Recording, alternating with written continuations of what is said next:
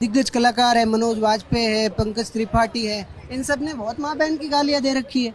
Actually the Indian society is not ready for obscenity. Freedom of speech में आप article 19(1) में ये लिख रहे हो कि ये आपको फ्रीडम ऑफ स्पीच है, और वहीं पे आर्टिकल 19(2) में ये कह रहे हो कि ये सारे एक्सेप्शंस है। Then where is the freedom of speech actually?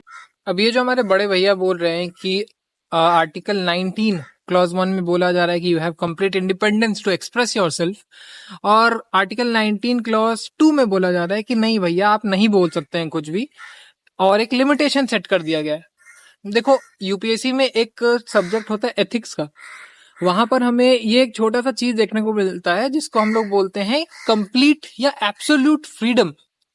किसी भी एथिकल सोसाइटी में या किसी भी सिविलाइज सोसाइटी में एब्सोल्यूट फ्रीडम नहीं हो सकता है। There has to be certain restrictions. वरना होता क्या है, फ्रीडम क्या है? फ्रीडम का मतलब ये नहीं कि मैं कुछ भी बोल सकता हूं, नहीं। फ्रीडम का मतलब ये होता है कि सामने वाला अगर कोई कुछ बोले, so I understand that, I understand the right of him या her. So this is something जिसको हम लोग फ्रीडम बोलते हैं।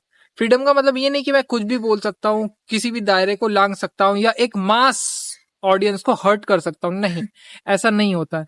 अगर आप चाहते हैं कि आपकी राइट जो है वो सुरक्षित रहे, तो आपको भी ये अश्योर करना पड़ेगा कि सामने वाले का भी राइट जो है वो सुरक्षित रहे।